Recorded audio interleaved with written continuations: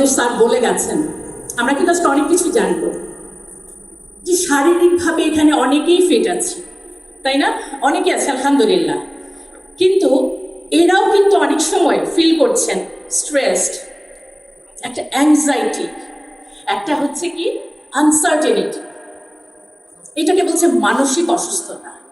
আমি ফিজিক্যালি খুব ভালো ফিট, কিন্তু আমার কিছুই ভালো লাগছে না, আমি অনেক কিছুই পারছি না।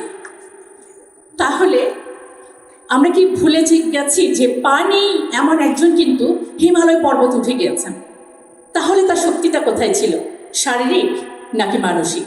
সুতরাং এই শারীরিক যেই মানে সুস্থতা, ফিটনেস, এটার জন্য একটা অনেক জরুরি উপাদান হচ্ছে মানসিক সুস্থতা। সেই সাথে আপনারা দেখবেন যারা বসে আছেন, হয় না যে সবই আছে, আমার কিছুই ভাল লাগে না। দেখবেন স্টুডেন্টদেরকে মেনলি বলছি, কিছুই ভাল লাগে না, ইভেন কাউকেই ট্রাস্ট করতে পারছি না, কোনো বন্ধুকেই ট্রাস্ট না, সবগুলোই মানসিক। এবার আরেকটা কথা বলি, এটাকে আমি বলি আত্মিক সুস্থতা। ও মাশাল্লাহ, কোন জায়গাটায় দুর্বল? আমি একটা উদাহরণ দিয়ে বলি, একটু কঠিন হবে মেনে নিতে। আপনারা যারা হাদির ভিডিওগুলো দেখেছেন, দেখবেন সেখানে সে বলেছে সে প্রায় অসুস্থ থাকতো, যারা দেখেছেন। এবং আমরা ভিডিওতে হাদির যে হত্যাকারী ফয়সাল, তাকে আমরা কিন্তু আপাত দৃষ্টিতে শারীরিকভাবে চমৎকার ফিট বলেই দেখতে পাই। একই সাথে আমি বলবো সে কিন্তু মানসিকভাবেও দৃঢ়, কারণ একটি চলন্ত যান থেকে আরেকটি চলন্ত যানে কাউকে কান বরাবর গুলি করে ব্রেন উড়িয়ে দেওয়ার মতো দৃঢ়তার জন্য অনেক ভয়ঙ্কর মানসিক শক্তি দরকার। তাহলে তার ঘাটতিটা কোথায় ছিল?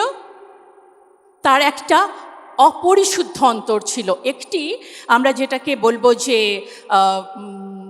অপরিশুদ্ধ এবং অমানবিক হিংস্র একটি অন্তর ছিল। তাকে কি আমরা কোনোভাবেই সুস্থ মানুষ বলতে পারি? ফ্যাসিস্ট হাসিনার উনার স্বাস্থ্যও কিন্তু বিশেষ খারাপ ছিল না। তাহলে সুস্থতা বলতে আমরা শারীরিক সুস্থতার সাথে সাথে মানসিক এবং স্পিরিচুয়াল যেই মানে অন্তরের পরিশুদ্ধতা, সেটি বোঝাচ্ছি। এবং এটির সাথে আমি আরেকটি ফ্যাক্টরকে আজকে আসলে আমি দেখেছিলাম যে আমাদের সাথে আমাদের প্রশাসনের অনেকের থাকার কথা ছিল, তারপরেও আমি প্রশাসনকে ইঙ্গিত করে দু একটি কথা বলতে চাই। সেটি হচ্ছে যে আমরা অনেক ট্রেনিং দিচ্ছি শারীরিক ফিটনেসের, মানসিক ফিটনেসের, কিন্তু আমার ক্যাম্পাসের পরিবেশ যদি আমাকে সেটা এনজয় করতে না দেয়, আমার হলের পরিবেশ, আমার ক্যাম্পাসের পরিবেশ, আমি কিন্তু সেটি এনজয় করতে পারবো না। শুধু তাই না, জাতীয় রাজনীতির যে নেতিবাচক প্রভাব, এটি যদি আমার তোমার হলে থাকে, আমরা কখনোই ক্যাপসুলের মতো কোনো শারীরিক ফিটনেসের খেয়ে ফেললেও কিন্তু আমরা আসলে এটিকে অর্জন করতে পারবো না। শ্রদ্ধেয় মুজিবুল হক স্যারকে সম্মান রেখে বলছি যে আমি যে দাওয়াত কার্ডটিতে দেখেছি সেখানে হচ্ছে জেনজি এবং মিলেনিয়াল, যাদের বয়স হচ্ছে 13 থেকে হচ্ছে কত পর্যন্ত 45, জেনজি এবং মিলেনিয়াল দুটো মিলে। একটা প্রশ্ন করতে চাই রাষ্ট্রীয়ভাবে, 13 মানে হচ্ছে টিনেজার শুরু হলো, টিনেজ ক্রাইসিস আমরা সবাই জানি, আর যেহেতু এখানে স্যাররা আছেন তারা বায়োলজিক্যাল এবং সায়েন্টিফিকভাবে খুব ভালো বোঝেন, যেখানে আইডেন্টিটি ক্রাইসিস একটা ভয়ঙ্কর সমস্যা হয়ে দাঁড়ায়। আমার এই রাষ্ট্র তখন ক্লাস 9-এর বইতে, এবার ইংলিশ যে প্রথম পেপার বইটি, প্রথম চ্যাপ্টারেই যে সেন্স অফ আইডেন্টিটিতে এইভাবে করে মেয়েটা তুলেছে যে মেয়েরা মানে জন্মগতভাবে কেউ মেয়ে বা ছেলে নয়, ধীরে ধীরে নাকি সেটি হয়ে ওঠে। আমার প্রশ্ন রাষ্ট্রের প্রতি, এই প্রশাসনের মাধ্যমে আমার ছাত্রছাত্রীর প্রতি, আমরা জন্মগতভাবে অবশ্যই ছেলে অথবা মেয়ে, অথবা আমরা হিজড়া কেউ কেউ হতে পারি, কিন্তু এই যে আমি পরিবর্তিত হয়ে কিছু একটা হতে পারি, এই লেসনটা আমি আমার স্যারকে, এই মুজিবুল হক স্যারকে করতে চাই। এটি শারীরিক ফিটনেসের সাথে কতটুকু যুক্তিযুক্ত? নাম্বার 1। নাম্বার 2, আরেকটি প্রশ্ন আমি রাখতে চাই যে নারী কমিশন পতিতাবৃত্তিকে এই খুব অত্যন্ত চমৎকারভাবে লিগ্যালাইজ করে দিয়েছেন সরকারের মাধ্যমে, সেখানেও জেনজি বয়সের সবাই থাকতে পারে। আমরা কি মনে করি এটি শারীরিকভাবে সুস্থতার জন্য পতিতাবৃত্তি কোনো মাধ্যম হতে পারে? প্রশ্ন থাকলো। আরেকটি প্রশ্ন রেখে যেতে চাই, সমকামিতা। একটি ছেলে একটি ছেলেকে বিয়ে করবে, অথবা একটি মেয়ে একটি মেয়েকে বিয়ে করবে, আমাদের শ্রদ্ধেয় মজিবুল হক স্যার তার কোন সায়েন্টিফিক বিজ্ঞান আজকে প্রমাণ করে যাবেন যে এটি চমৎকারভাবে ফিটনেস আনতে পারে? যদি না হয়, আমার এই বিশ্ববিদ্যালয়ের ছাত্রছাত্রী এবং আমরা এটিকে প্রতিহত করতে চাই। একটি গল্প দিয়ে শেষ করতে চাই যে আমরা কারা। ছোট গল্প মনে হবে যে একটি হাতির গল্প, আমি কেন বলছি, গল্পটা শেষ হলে ইনশাল্লাহ আমরা এটা বুঝতে পারবো।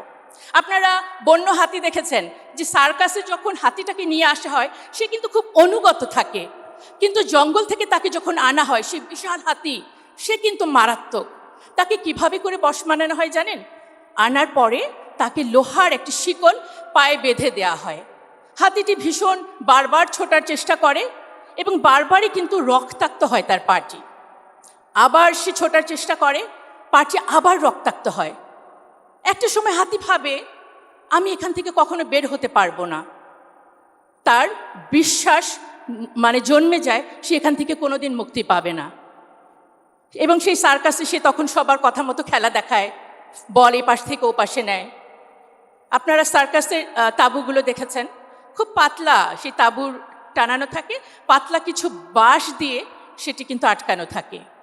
একদিন সেরকম একটি তাঁবুতে আগুন লেগে গেল, সবাই যে যার মতো ছুটে চলে গেল। সেই বিশালকায় হাতিটি একটুও নড়ল না। সে ভাবল আমি যদি এখান থেকে নড়ার চেষ্টা করি আমার পা আবার ব্লেডেড হবে, আবার আমি রক্তাক্ত হব। শুধুমাত্র আত্মবিশ্বাস নষ্ট হয়ে যাওয়ার জন্য বিশাল আকার হাতিটি আগুনে পুড়ে মারা গেল। প্রিয় স্টুডেন্টস, প্রিয় আমার কলিগস এবং আমি বলি দেশবাসী, আমরা সকলে একটি জিনিস বুঝতে চাই, গত 16-17টা বছর বা আমি বলবো সব সময় আমরা আমাদের আত্মবিশ্বাস হারানোর ফলে কোনোদিন আমাদের স্বাধীনতা, কোনোদিন আমাদের সুস্থতা এগুলো নিয়ে আমরা উঠে দাঁড়াই নাই। 24শে জুলাই আমাদেরকে সেই চিহ্নিত করে দিয়ে গেছে যে আমরা আর আগুনে পুড়ে মরতে চাই না। আমরা শারীরিক সুস্থতা অর্জন করব, আজকে স্যারের শেখানো পদ্ধতিতে মানসিক সুস্থতা অর্জন করব। আজকে হাতির জীবন দিয়ে যে সুস্থতা দেখিয়ে গিয়েছে যে পরিশুদ্ধ অন্তর বলতে কোনটিকে বোঝায়, আমরা সেটি অর্জন করব। সেই সাথে যে 24শে জুলাই যে যোদ্ধা, তাদের সবার প্রতি শ্রদ্ধা, আমাদেরকে মরার হাত থেকে বাঁচিয়েছেন। আমরা আর কখনো আত্মবিশ্বাস হারিয়ে আগুনে পুড়ে মারা যেতে চাই না।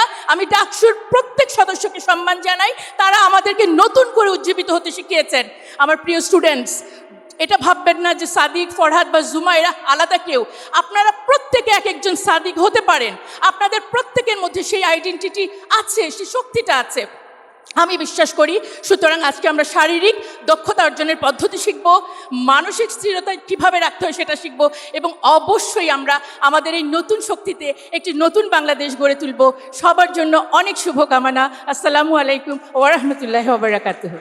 ভালো কিছু বলতে পারবো ঠিক তাও না, আমি যে জগতের মানুষ, স্যারের অনুমতিক্রমে সেই শারীরিক সুস্থতার জন্য স্যারের যে টিপসগুলো দিবেন মানার জন্য আমাদের আরও কিছু জিনিস দরকার। আমি অনুমতিক্রমে সেগুলো নিয়ে একটু কথা বলতে চাই।